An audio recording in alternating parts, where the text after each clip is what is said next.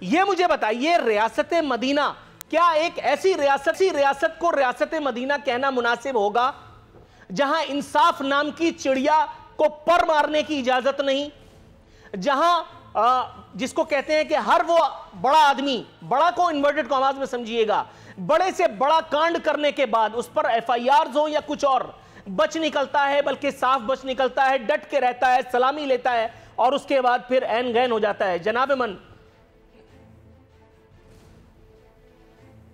آج تو پہلے تو آپ نے مجھ سے گریٹنس چھین لی تو میں اس کا مشکور ہوں، ورنہ آپ تعارف کسی اور ہی طریقے سے کرتے تھے۔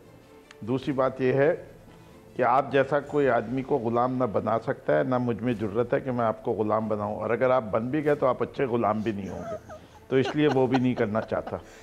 جہاں تک بات آئی اس ثانیہ کی جس کا آپ ذکر کر رہے ہیں، نادم تو میں ہوں یہاں سندھ میں بیٹھے ہوئے، تو وہاں والے بھی ندامت ضرور رکھتے ہوں گے۔ جہاں تک تاریخ کے عنصر کی بات کرتے ہیں تو میں آپ کو ایک بات بتاؤں، امرتی جیسے حالات کو اندر جلیبی بھی اگر بن جائے آدمی تو اتنی بری بات نہیں ہوتی، ہم دونوں کو انشاءاللہ ختم کریں گے۔ ہم اسٹریٹ پاتھ پہ چلنے پہ یقین رکھتے ہیں، اسی پہ چلیں گے، صراط مستقیم اپنایا ہوا ہے۔ آپ نے جہانگیر ترین کا ذکر کیا، پہلے کہا کہ جب شوگر کمیشن بنائی گئی کہ رپورٹ نہیں آئی ہے، رپورٹ آ گئی۔ جب رپورٹ آ گئی تو کہا گیا کہ یہ اپنے لوگوں کو پروٹیکشن دیں گے۔ دیکھیے اس کا ایک سسٹم سے ہم چل رہے ہیں، آپ جتنا تجزیہ کرنا چاہیں ضرور کریں، لیکن حقائق پہ روشنی رکھیے اور حقیقت۔ جب وہ رپورٹ آ گئی اس کو ایس سی سی پی کو انگیج کر دیا، ایف بی آر کو کر دیا، کمپٹیشن کمیشن کو کر دیا۔ اس کے اوپر بات ہے جہانگیر ترین کبھی واپس نہیں آئے گئے، جانے دیا۔ نواز شریف کے فرار سے جہانگیر ترین کے جانے کو کمپیئر کرتے رہے۔ آپ ہی کا میڈیا پورا، آپ میڈیا کی بھی ذرا پریڈکشن سنائیں نا، جس طرح آپ ہم سیاستدانوں کو دکھاتے ہیں آپ اسی طرح اپنی بھی دکھائیے، تو پھر میں جانوں کہ آپ لوگ کتنی حقیقت پسندانہ بات کریں۔ میرا خیال ہے سر پاکستان میں اگر کوئی آدمی، مجھے یہ دعویٰ کر لینے دیجئے کہ پاکستان میں اگر کوئی آدمی میڈیا کی غلط کاریوں کے بارے میں ببانگ دوال بولتا ہے تو وہ میں حقیر پر تقصیر ہوں۔ میں بڑے سے بڑے میڈیا گروپ کے بارے میں بھی نام لے کر کے میں نے بات کی ہے، میں آپ کو انشاءاللہ تعالیٰ پروگرام کے بعد لنکس بھی بھجواؤں گا۔ جی سر۔ نہیں میں اس کی بات نہیں کر رہا، میں بات یہ کر رہا ہوں جہانگیر ترین کے واپس نہ آنے کی پریڈکشنز کتنے لوگوں نے کی، ہر میڈیا چینل پہ ہوئی۔ اچھا سر، جنرلی میں آپ سے پوچھنا چاہ رہا تھا، یہ ممکن ہے کہ اسپتال کی حدود میں سے 2 مریض مسنگ ہو جائیں، یہ ممکن ہے؟ ریاست میں سے آگے پیچھے ہو جاتے ہیں اگر کوئی جول جال کی ہے، وہ تو چلو سمجھ میں آ رہا ہے۔ نہیں میں تو سمجھا تھا آپ اس سے بھی زیادہ سنگین بات کر رہے ہیں کہ جو 7 افراد جہاں بحق ہو گئے ان سے گواہی لینے کی بات کر رہے ہیں کہ ان سے 2 سے تعلق نہیں کیا جا سکا، جو آپ نے بیان کیا تھا ان سے رابطہ نہیں ہو رہا۔ اوبویسلی جو لوگ انتقال فرما گئے ان سے رابطہ ممکن نہیں ہوتا، تو میں سمجھا تھا شاید آپ اس چیز کو پوائنٹ آؤٹ کر رہے ہیں۔ اگر کوئی ایسا بیان کسی نے دیا ہے تو میں وہی الفاظ کہوں گا کہ جو آپ استعمال کرتے ہیں کہ ایسی باتیں نہیں ہونی چاہیے، اور باقی اردو الفاظ میں اس کو احمقانہ حرکت کے علاوہ درست ہے سر۔ تھوڑا سا توقف کی استدعا ہے، میں اخونزادہ چٹان صاحب کو زحمت کلام دینے جا رہا ہوں آپ کے سامنے۔ اخونزادہ چٹان صاحب، سر مجھے سن سکتے ہیں آپ؟ جی بالکل آپ کو سن رہا ہوں۔ سر ماضی کے دریچوں کو اگر ہم کھنگالیں، اس ایک واقعے کی انکوائری رپورٹ آئے گی، ذمہ داروں کو سزا ملے گی، یہ جھانسا میں کیسے لے لوں؟ جبکہ مجھے پتا ہے کہ پی آئی سی جیسے اسپتال پر وکلا نے، قانون کے تحفظ کے علمبرداروں اور ایکسیٹرا نے، جن پر بات کرتے ہوئے ہی کوئی بھروسہ نہیں ہوتا کہ کب کہاں سے آپ پر فلاں جگہ کی توہین کا خدا نخواستہ الزام لگ جائے، چاہے آپ کا ارادہ ہو یا نہ ہو، چاہے آپ نے وہ بات کی ہو یا نہ کی ہو، لیکن بڑا دل تھام کر کے بات کرنی پڑتی ہے۔ سر سانحہ پی آئی سی میں پڑھے لکھے جوہلا نے جن مریضوں کی جان لی، اس میں بڑی بڑی نامچین ہستیاں بھی موجود تھیں، خود وزیر اعظم صاحب کا بھانجا بھی اس میں موجود تھا، ان کو بھی اللہ کے شکر خیر سے ضمانت مل گئی ہے۔ سر اس واقعے کے ذمہ داروں کو سزا نہیں ملی، سانحہ جو ساہیوال ہوا تھا اس کے ذمہ داروں کو سزا نہیں ملی، اور بہت سارے واقعات ہیں جس کو مطلب احاطہ ہے، جس کو کہتے ہیں کہ گفتگو میں لانا وہ ممکن شاید اتنے مختصر وقت میں نہیں ہوگا۔ تو سر یہ کیسے مان لیا جائے کہ اس ایک واقعے کی تحقیقات بھی ہوں گی اور ذمہ داروں کو قرار واقعی سزا بھی ملے گی؟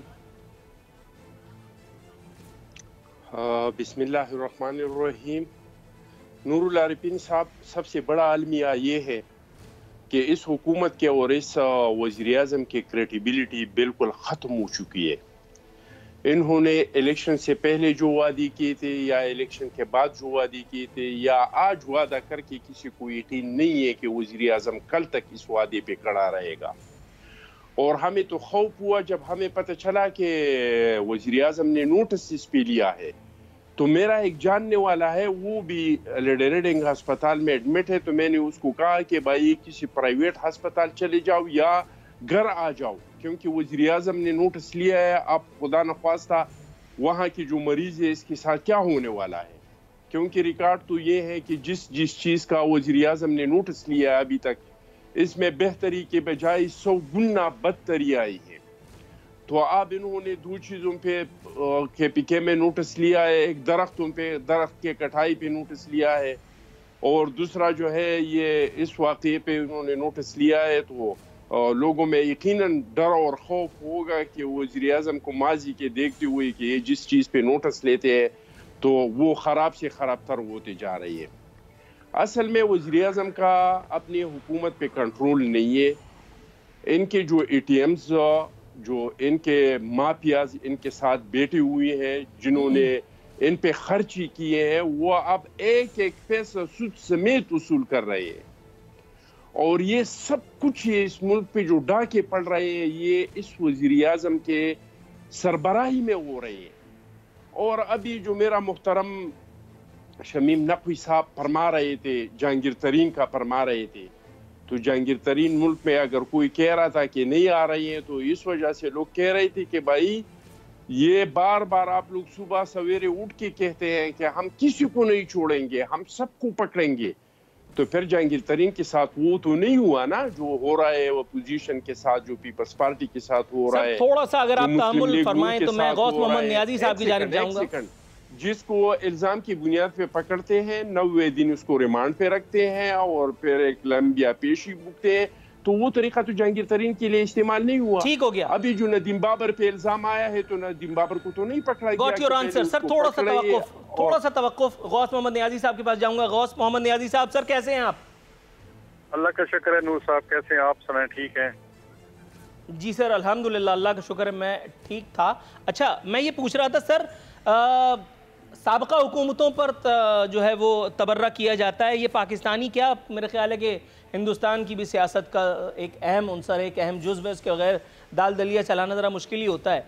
सर, नए हेल्थ इंस्टीट्यूशंस बनाना, मेडिकल फैसिलिटीज़ देना, बहुत सारी और चीज़ें करना, ये मंशूर में शामिल होता है हर पॉलिटिकल पार्टी की। लेकिन सर यहाँ नए हेल्थ इंस्टीट्यूशंस की तो बात छोड़ दें, वो जो पुराने वाले बाकी हैं वहाँ पर अमवात हो रही हैं, और जिस तरह से अमवात हो रही हैं उसका जाहिर है कि मेरे ख्याल है आप इंट्रो सुन चुके होंगे।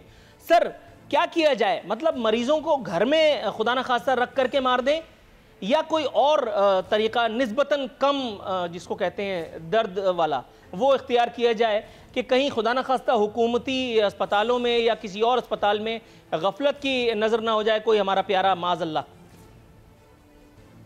अच्छा नूरुल आरिफीन साहब, बात यह है कि जब से एक तो कोरोना आ गया है, और कोरोना की वजह से जो चूँकि अस्पताल में वो फैसिलिटीज नहीं होती, आपने जैसे सुना कि जो लेडी रीडिंग हॉस्पिटल पेशावर है वहाँ आज ऑक्सीजन न मिलने की वजह से इतने बच्चे जो है वो बच्चे और बड़े जो है वो, तो ये एक मिस मैनेजमेंट है। अब तो जब से कोरोना फैला है तो वहाँ ऑक्सीजन की रिक्वायरमेंट बहुत ज्यादा थी, जो कि हुकूमत बदकिसी पूरी नहीं कर सकी। बल्कि अब तो ये लोग ऐसे लोगों में ये अफवाह फैल, अस्पताल में जाता है ऐसा टीका लगाते हैं कि वो मरीज की डेथ हो जाती है। तो लोगों का बेचार जो गवर्नमेंट के हॉस्पिटल है वहाँ का रुख का नहीं छोड़ दिया है। सब्सक्राइब करें और बेल दबाएं ताकि कोई खबर रह न जाए।